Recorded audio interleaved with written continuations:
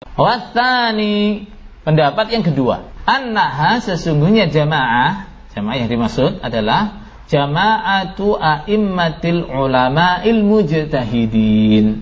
Jamaahnya tokoh-tokoh ulama yang mujtahid. Berarti apa bedanya dengan pendapat pertama? Ulama yang enggak mujtahid enggak termasuk. Umumnya ahli sunnah yang bukan ulama juga tidak termasuk. Pendapat kedua, jamaah adalah kelompok tokoh-tokoh ulama yang mujtahid saja. Jadi artinya tepi jamaah mengikuti mereka. Siapa ulama mujtahid tadi? Ulama yang punya kemampuan menyimpulkan hukum masalah baru yang hukumnya tidak disebut secara tekstual dalam Quran hadis. Itu namanya ulama apa? Mujtahid. Faman kharaja, maka barang siapa kharaja yang keluar amma dari apa-apa alaihi atas ma apa jama'atu ulama'il ummah, jamaah atau kelompok ulama-ulamanya umat. Ulama itu sebenarnya sudah jamak ya. Cuma kebiasaan kita nyebut ulama itu satu orang. Nah, kalau saya sebutnya alim gitu malah bingung malahan. Ya enggak apa-apa. La musyahata bil istilah. Enggak perlu debat masalah istilah. Yang penting dipahami. Mungkin kalau saya nyebut para ulama sing ahli bahasa mungkin kritik kok para ulama gitu. Kalau saya sebut ulama yang ahli bahasa mungkin mengkritik gila kok ulama ki wis jamak gitu ya. Tapi kalau tak ganti para alim malah bingung. Maka mati dia mitatan jahiliyah, seperti matinya orang jahiliyah. Siapapun yang keluar dari ajaran ulama-ulama Islam lalu mati dalam keadaan seperti itu, maka matinya adalah mati jahiliyah. Siapapun yang keluar dari ajaran jamaahnya gitu ya, ulama-ulama Islam, ajaran ganti jamaah, dari jamaahnya ulama-ulama Islam lalu mati, maka matinya adalah seperti matinya orang jahiliyah. Maksudnya keluar dari ajaran-ajaran ulama mujtahid dalam masalah pemahaman hukum syariat atau masalah keimaman, berarti keluar dari jamaah. Misalnya sekarang ulama mujtahid mengajarkan akidah yang benar begini, kita nggak ikut itu, berarti kita keluar dari jamaah. Ulama yang mujtahid mengakui imam yang sah ini, kita nggak ngakui, berarti kita keluar dari jamaah. Li'annallaha, karena sesungguhnya Allah Ta'ala yang maha luhur, ja'alahum, menjadikan siapa Allahum pada mereka para ulama, hujjatan, sebagai hujjah, alal alamina, atas orang-orang seluruh alam. Maksudnya apa? Karena Allah telah menjadikan mereka hujjah yang harus diterima seluruh alam semesta. Di mana itu? Maksudnya salah satu hujjah yang digunakan Allah untuk mewajibkan ibadah kepada Allah dan meninggalkan syirik adalah penyaksian ulama setelah penyaksian Allah dan malaikat bahwa yang berhak disembah hanyalah Allah. Ayatnya gimana? Syahidallahu annahu la ilaha illahu wal malaikatu wa ulul ilmi qa'iman bil qist. Ini bukan matannya Al-I'tisam, ini tambahan dari saya. Allah bersaksi bahwa tidak ada yang berhak disembah kecuali Allah. Malaikat-malaikat dan ulama-ulama yang menetapi keadilan juga bersaksi. Coba, salah satu hujjah yang mewajibkan bahwa ibadah kita hanya untuk Allah adalah apa? Penyaksian para ulama. Kenapa? Orang yang ngerti ilmu, orang yang berilmu tidak akan menyelisihi ilmunya, kecuali adanya faktor-faktor, adanya kepentingan-kepentingan yang membuat dia mengingkari ilmunya. Dan biasanya pun dia juga nggak berani terang-terangan mengingkari ilmunya, jarang sekali. Kalaupun dia mengikuti kepentingan orang tertentu atau kepentingan dia, biasanya dia akan menggunakan kalimat-kalimat yang ambigu. Itu tak. Makanya Allah menjadikan tian ulama yang adil sebagai salah satu dalil. Wahum, dan mereka adalah al-ma'niyun, yang dimaksud biqaulihi, dengan sabda Nabi alaihi salatu wassalam, innallaha, sesungguhnya Allah, la yajma'a, tidak akan mengumpulkan siapa Allah, ummati, pada umatku, ala dhalalatin, di atas kesesatan. Dan merekalah yang dimaksud dengan sabda Nabi sallallahu alaihi wasallam, sesungguhnya Allah tidak akan menyatukan umatku di atas kesesatan. Menurut Abu Ghalib, artinya innallaha la yajma'a ummati, yang dimaksud umat itu adalah ulamanya umat. Jadi kalau ulama umat sudah sepakat itu enggak akan salah. Dan seperti itu, annal ammata, sesungguhnya orang awam, ammah itu umumnya enggak berilmu maksudnya.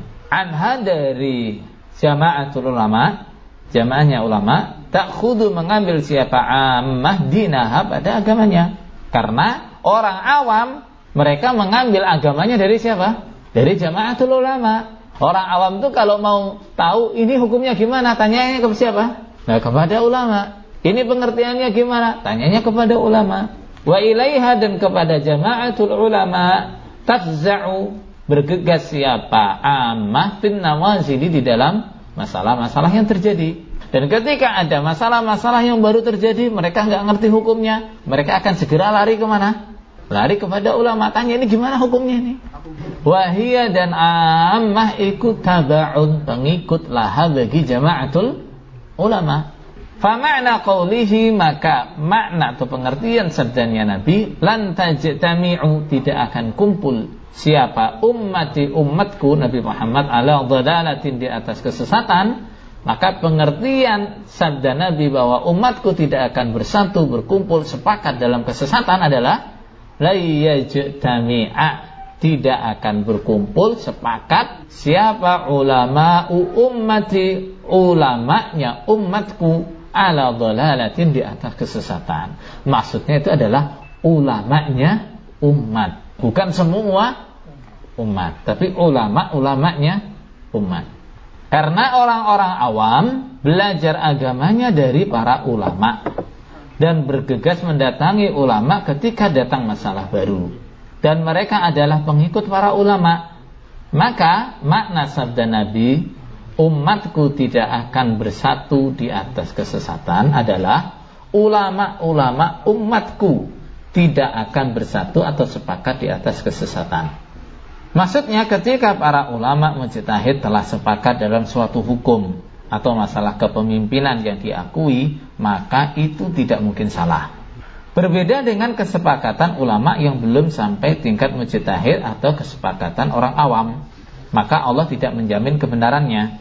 Wa mimman, dan termasuk orang qala yang berkata bihadza, dengan ini, termasuk ulama yang pendapatnya seperti ini adalah Abdullah bin Mubarak. Abdullah bin Mubarak, yang ucapannya sering kita jadikan dalil. Apa?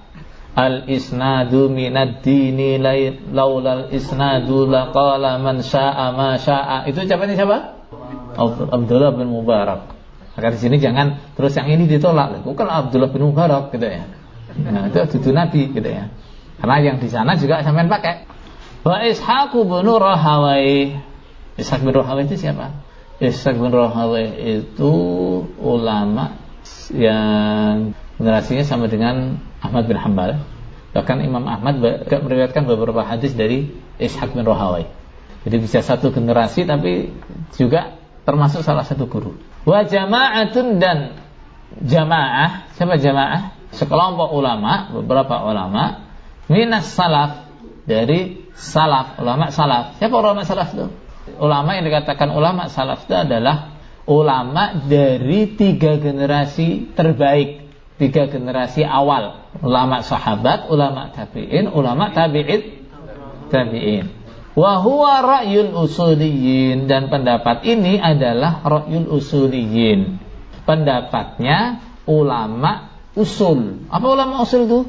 Ulama yang tukang usul dan musyawarah. Ulama usul yang ulama-ulama ahli usul fiqh. Di antara ulama-ulama yang berpendapat seperti ini adalah Abdullah bin Mubarak, Ishaq bin Rahawai, dan beberapa ulama salaf. Dan ini adalah pendapat ulama-ulama usul fiqh. Ulama-ulama usul fiqh mengartikan la yajma'a ummati ala dhalalah, yang dimaksud umat adalah para ulama mujtahid. Faqila, maka dikatakan li Abdullah bin Mubarak. Abdullah bin Mubarak pernah ditanya, man, siapakah al-jama'atu jama'ah? Alladzi, yang bagi harus, alladzina, orang-orang yang bagi yang harus, ayyuktada, diikuti siapa bihim mereka. Siapakah jamaah yang harus diikuti itu? Qala, berkata siapa? Abdullah bin Mubarak, Abu Bakar wa Umar. Coba, yang disebut perorangan. Yang disebut siapa? Abu Bakar dan Umar. Falam yazal, maka tidak henti-henti siapa Abdullah bin Mubarak yahsibu, menghitung dia. Dia terus menyebut ulama-ulama setelah Abu Bakar, disebutkan Abu Bakar, Umar dan seterusnya disebut semua. Hatta taha, sehingga sampai dia ila Muhammad bin Thabit, pada Muhammad bin Thabit wal Husain ibni Waqid.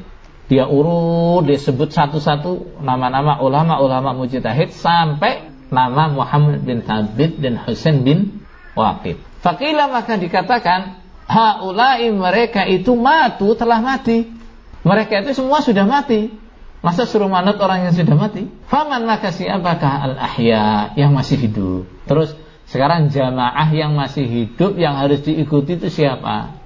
Qala, berkata siapa? Abdullah bin Mubarak Abu Hamzah As-Sukkari. Jadi yang disebut ini semua adalah ulama-ulama mujtahid. Dan tidak semuanya khalifah. Yang khalifah siapa tadi? Abu Bakar, Umar, Utsman, Ali. Yang lainnya ya hanya ulama-ulama toh, bukan amir, bukan imam, bukan khalifah, bukan. Abdullah bin Mubarak ditanya siapakah jamaah yang harus diikuti? Dia pun menjawab Abu Bakar, Umar, dan seterusnya. Dia terus menyebut nama-nama ulama hingga sampai pada nama Muhammad bin Thabit dan Husain bin Waqid. Dia pun ditanya, mereka itu sudah mati, lalu siapa jamaah yang masih hidup? Dia menjawab Abu Hamzah As-Sukkari. Abu Hamzah As-Sukkari kebetulan adalah ulama mujtahid yang masih ada di zamannya Abdullah bin Mubarak. Maksud ucapan Abdullah bin Mubarak adalah menetapi jamaah itu menetapi ajaran-ajaran ulama mujtahid dari kalangan sahabat, tabi'in, dan ulama-ulama setelahnya dalam masalah pemahaman hukum syariat dan masalah keimaman, termasuk ya sebenarnya dikatakan dalam masalah hukum syariat gitu sudah cukup, karena masalah keimaman juga masalah masuk di situ. Wa 'anil Musayyib bin Rafi' qala, berkata siapa al-Musayyib, kanu, ada mereka idza ja'ahum, ketika datang pada mereka apa syai'un, sesuatu minal qadha'i, dari permasalahan hukum. Qadha di situ hukum, maksudnya masalahnya. Laisa, yang tidak ada fi kitabillah, dalam kitab Allah, wala sunnati Rasulillah, dan tidak ada dalam sunnahnya Rasulullah sallallahu alaihi wasallam. Sammauhu, maka memberi nama mereka pada qadha, pada permasalahan itu, disebutkan sebagai sawafil umara, barang temuan yang menjadi haknya para amir. Jadi kebiasaan ulama-ulama atau orang-orang dulu seperti itu. Kalau ada masalah-masalah yang baru terjadi, hukumnya tidak ada dalam Quran, dalam hadis, ini mereka katakan apa? Ini sawafil umara. Ini barang temuan yang jadi haknya para umara. Maksudnya umara engkau sing nontonnya bumi? Bukan. Tapi umara akan punya peran. Apa tuh? Fajama'u, maka mengumpulkan mereka lahu, untuk masalah itu, ahlul ilmi, pada ahli ilmu. Lalu perannya umara adalah mengumpulkan ahli ilmu, ulama-ulamanya dikumpulkan untuk bahas. Karena apa? Yang punya kemampuan untuk mengumpulkan orang itu ya umara itu. Kayaknya dia bertindak mengumpulkan ulama-ulama. Fama ajma'a, maka apa-apa ajma'a yang sepakat, afara'yuhum, pendapat mereka para ulama, alaihi, atas ma, fahuwa, maka ma yang mereka sepakati itu al-haqqu, yang benar. Dan nanti yang disepakati oleh ulama itulah yang benar. Wa an Ishaq bin Rahawayh, dan dari Ishaq bin Rahawayh, nahwun, kira-kira atau hampir sama, mimma, dari apa-apa, qala, yang berkata siapa Ibnul Mubarak. Ucapan yang seperti ucapan Ibnu Mubarak ini juga diriwayatkan dari Ishaq bin Rahawayh. Artinya ada pendapatnya Ishaq bin Rahawayh, ucapannya yang mirip dengan ucapannya Abdullah bin Mubarak. Fa'ala hadzal qaul, maka atas dasar pendapat ini, lama dakhala, tidak ada tempat masuk, fi hadzal sawad, di dalam golongan ini, yang sawad a'zam, liman, bagi orang, laisa, yang tidak ada dia, bi'alimin, ahli ilmu, ulama, mujtahidin, yang ahli ijtihad, yang mujtahid. Kalau mengacu pada pendapat yang ini, pendapatnya Abdullah bin Mubarak dan seterusnya tadi, ulama-ulama yang bukan mujtahid juga tidak termasuk dalam sawad a'zam. Li'annahu, karena sesungguhnya ulama yang bukan mujtahid iku dakhilun, masuk fi ahli taklid, di dalam ahli taklid. Karena ulama yang belum sampai mujtahid mereka juga taklid. Taklid ke siapa? Taklid kepada ulama yang mujtahid. Hukum-hukum, kesimpulan-kesimpulan hukum yang dijelaskan oleh ulama-ulama yang belum mujtahid itu dari siapa? Dari ulama-ulama mujtahid. Bedanya mereka dengan orang awam apa? Mereka bisa menjelaskan ucapannya mujtahid ini. Mereka, ini hukum seperti ini nih, dalilnya apa? Cara mengambil hukumnya seperti apa? Mereka bisa menjelaskan kepada orang awam. Tapi kesimpulannya mereka ikut di mana? Ikut kepada ulama mujtahid. Faman, maka barang siapa amila yang mengerjakan minhum dari mereka ulama yang bukan mujtahid, bima dengan apa-apa yukhalifuhum yang menyelisihi pada mereka ulama mujtahid, fahuwa, maka dia itu sahibul maitatil jahiliyah. Sahibul mitatil jahiliyah, orang yang mati jahiliyah, yang terancam mati jahiliyah. Atas dasar pendapat ini, selain ulama yang mujtahid tidak bisa dimasukkan dalam sawat a'dham atau golongan mayoritas, karena dia masih tergolong orang yang taklid. Maka siapapun dari mereka ulama yang bukan mujtahid mengamalkan amalan yang menyelisihi ulama yang mujtahid, maka dia terkena ancaman mati jahiliyah. Maksudnya yang disebut jamaah atau sawat a'dham menurut pendapat ini hanya ulama mujtahid. Ulama yang bukan mujtahid dan orang awam tidak termasuk jamaah atau sawat a'dham yang harus diikuti dan tidak boleh ditentang. Wala yadkhulu, dan tidak masuk fihim di dalam mereka sawat a'dham aydan lagi siapa ahadun seorang pun minal mubtadi'in dari ahli bid'ah. Ahli bid'ah sama sekali juga tidak bisa digolongkan di mana? Sawat a'dham. Li'annal alima, karena sesungguhnya orang yang alim, orang yang berilmu, awalnya, asalnya la yabtadi', tidak berbuat bid'ah. Wa innama yabtadi'u, dan sesungguhnya berbuat bid'ah siapa man orang idda'a yang mengaku li nafsihi untuk dirinya al-ilma pada ilmu. Walaysa, dan tidak ada dia kadzalika seperti itu. Orang yang ahli bid'ah juga tidak termasuk sawat a'dham. Walaupun dia ulama, ke ahli bid'ah nggak termasuk dalam sawat a'dham. Kenapa? Sebab seorang ulama itu pada dasarnya tidak akan mengerjakan bid'ah. Kalau dia ulama betul, dia tidak akan melakukan bid'ah. Yang mengerjakan bid'ah hanyalah orang yang menganggap dirinya berilmu, tapi dia bukan ahli ilmu. Katanya ulama kok ahli bid'ah, itu bukan ulama itu. Kalau dia ulama beneran, dia nggak akan terjerumus pada bid'ah. Coba, makanya kalau di kalangan ahli bid'ah ada orang yang dianggap sebagai ulama, coba sampean gatekna ulama tenan apa duduk iku. Wali annal bid'ata, dan karena sesungguhnya bid'ah qad akhrajathu, sungguh telah mengeluarkan apa bid'ah padanya, annamatiman, dari daftar orang-orang yu'taddu yang dianggap di aqwalihi, dengan pendapatnya atau ucapannya. Karena yang alasan kedua bahwa karena bid'ah itu menjadikan dia keluar dari daftar orang-orang yang bisa dianggap diperhitungkan pendapatnya. Karena dia sudah terjerumus pada bid'ah, maka pendapatnya sudah nggak bisa dianggap lagi.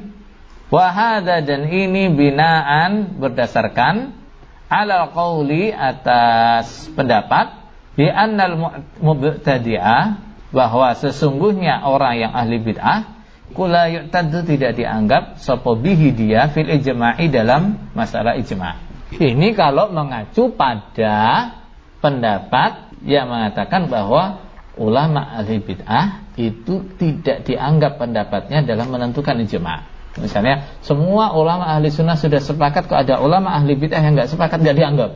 Wa in qila, dan jika dikatakan bilik tidak dianggap, artinya kalaupun ada pendapat yang mengatakan ya walaupun dia ahli bid'ah, kalau dia ulama ucapannya tetap diperhitungkan. Bilik tidak menganggap bihim pada mereka fihi, di dalam masalah ijma', ya fa fi ghairil mas'alah, maka di dalam selain masalah allati yang ibtada'a, mengerjakan bid'ah dia fiha, di dalam masalah. Kalaupun ada yang pendapat yang mengatakan pendapat dia juga tetap harus diperhitungkan dalam masalah ijma', itu juga terbatas pada masalah-masalah yang dia tidak terjerumus bid'ah dalam masalah ini. Kalau dia terjerumus di bid'ah masalah imamah misalnya, atau masalah yang lain, maka dalam urusan imamah pendapat dia nggak dianggap. Nah, kenapa? Dia sudah terjerumus dalam bid'ah ini. Li'annahum, karena sesungguhnya mereka fi nafsil bid'ah, di dalam bid'ah itu, yakum mukhalifuna, menyelisihi mereka lil ijma', pada ijma'. Karena dalam bid'ah yang dia kerjakan itu, ini berarti dia telah menyelisihi ijma' dalam masalah ini. Oh, dalam masalah ini saja dia sudah menyelisihi ijma', maka pendapat dia dalam masalah ini ya nggak perlu dianggap. Fa'ala kulli takdirin, maka atas dengan semua takdir. Apa takdir itu? Kira-kira, artinya mengacu pendapat yang mana saja. Ala kulli takdir, atas setiap kira-kira, la yadkhuluna, tidak akan masuk mereka fis sawadil a'dham, di dalam sawad al-a'dham aslan sama sekali. Artinya, maka mengacu pada pendapat manapun secara prinsip ahli bid'ah tidak bisa digolongkan dalam sawad a'dham. Kenapa? Misal sekarang dia terjerumus bid'ah dalam masalah imamah misalnya, walaupun mengacu pada pendapat ulama yang mengatakan ahli bid'ah tetap dianggap pendapatnya, ulama yang berpendapat itu juga membatasi itu dengan syarat dalam masalah dia tidak terjerumus dalam bid'ah dalam masalah ini. Kalau dia sudah terjerumus bid'ah dalam masalah ini, maka pendapat dia dalam masalah ini juga nggak dianggap. Makanya sebenarnya mau mengacu pendapat yang mengatakan ahli bid'ah pendapatnya nggak diambil, atau ahli bid'ah diambil pendapatnya, kecuali dalam masalah-masalah yang dia terjerumus bid'ah, ya tetap sama saja intinya. Ahli bid'ah nggak termasuk dalam sawad a'dham. Kesimpulan pendapat yang kedua, satu, jamaah adalah sawad a'dham, kelompok mayoritas. Sawad a'dham adalah golongan ulama yang mujtahid saja. Ini kalau pendapat kedua. Kalau pendapat yang pertama tadi, sawad a'dham itu adalah ulama mujtahid, semua ulama dan semua ahli sunnah. Kalau di sini hanya sawad a'dham, hanya ulama mujtahid saja. Walaupun ulama, tapi kalau belum sampai derajat mujtahid tidak termasuk sawad a'dham. Yang ketiga, orang Islam yang awam, bukan ahli ilmu, tidak termasuk sawad a'dham. Ini lebih-lebih karena apa? Ulama yang belum tingkatan mujtahid pun tidak dimasukkan dalam sawad a'dham. Yang keempat, ahli bid'ah tidak termasuk sawad a'dham. Yang kelima, menyelisihi ulama mujtahid dalam pemahaman hukum syariat maupun masalah keimaman, berarti keluar dari jamaah dan terancam mati seperti mati jahiliyah. Yang keenam, ulama yang belum sampai derajat mujtahid tidak boleh menyelisihi ulama-ulama mujtahid. Jadi kalau dia belum sampai pada level ijtihad, dia tidak boleh menyelisihi. Terus gimana ijtihad dia gimana? Ulama-ulama yang belum sampai pada level ijtihad, ketika terjadi perselisihan di antara ulama mujtahid, dia hanya memilih pendapat-pendapat yang sudah ada. Ini ada pendapat A, B, C, dia menimbang di antara tiga pendapat itu yang menurut dia paling dekat dengan hadis, dengan dalil, itu yang mana? Itu saja. Dia nggak boleh memunculkan pendapat yang baru, nggak boleh. Yang ketujuh, keimaman yang sah, yang harus ditaati dan tidak boleh ditentang adalah keimaman yang diakui oleh ulama-ulama mujtahid. Ini lebih repot lagi ini.